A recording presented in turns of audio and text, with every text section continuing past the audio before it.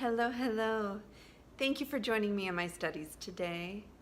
24 weeks ago, I began to externalize my studies of a book a week by sharing the passages that are most prominent to me, as well as my thoughts about the focus topics covered in the books. Today, I'm reading from Alan Watts' The Spirit of Zen. Why would a Buddha teach us that Nirvana and everyday life, Nirvana and Samsara, are the same? That there is no duality between them?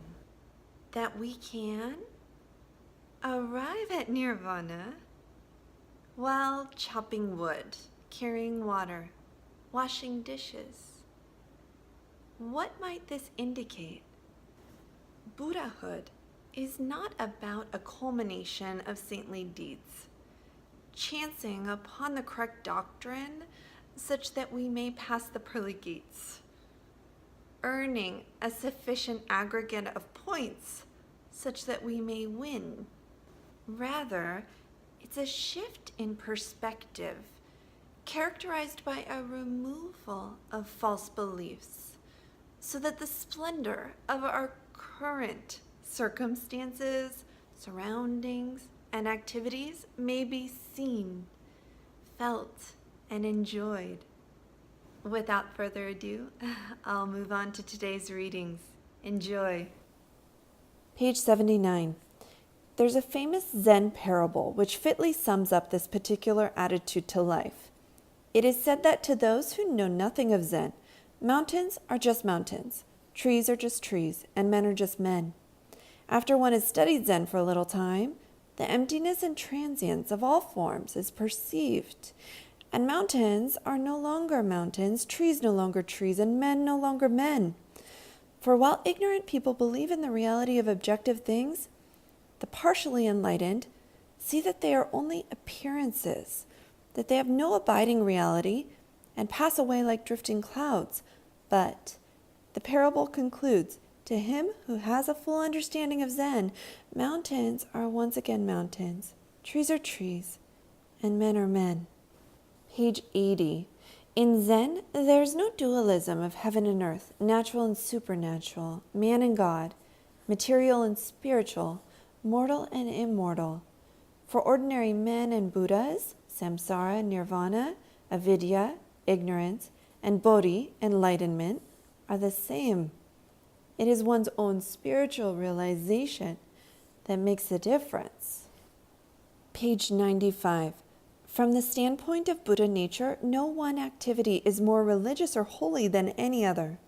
Therefore, Zen finds religion in everyday activities, laying particular emphasis on this finding. For the general rule is for men to seek religion apart from ordinary life. I've moved down a bit lower on the same page.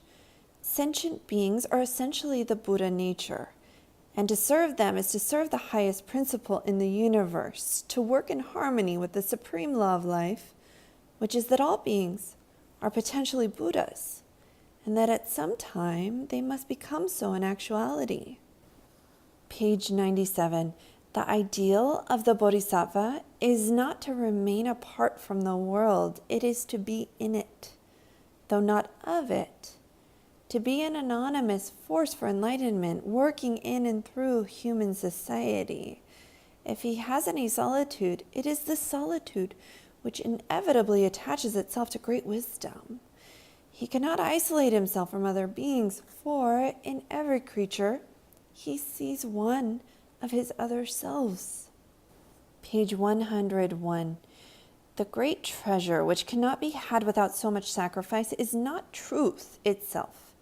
That is to be found everywhere, with everyone and everything. Whether its presence is realized or not, it is no more the property of wise men than of fools and lunatics, for the Buddha nature is common to all. The rare treasure is the capacity to see truth. Page 108. The uncontrolled mind uses up its energy over innumerable worries, distractions, and wandering ideas, instead of giving itself to one thing at a time. And for this reason, it never achieves completely what it sets out to do, For the moment it begins on one thing, it runs off to others, exhausting itself with a tremendous amount of wasted activity. In comparison with this, the activity of Taoism and Zen may appear to be inconsiderable, yet this is only because they hold strength in reserve. Their calmness is the result of a one-pointed attitude of mind. They take each thing as it comes, finish with it, and pass on to the next. So avoiding all the useless running backwards and forwards, worrying about the past and future, by which activity simply defeats itself. Although one of my favorite statements in this book is on the final page, I just cannot share it. I must leave that treat to be earned by people who read the full book, as I highly recommend doing. So this statement at the beginning of the conclusion will be the final passage that I share from this book. It might seem that Zen can be defined as the unity of man and the universe, as the rhythm of the mind with changing forms, as a state of oneness in which all distinctions of I and not I, knower and known, seer and seen are set aside. Any book about Zen is rather like a mystery story with the last chapter missing.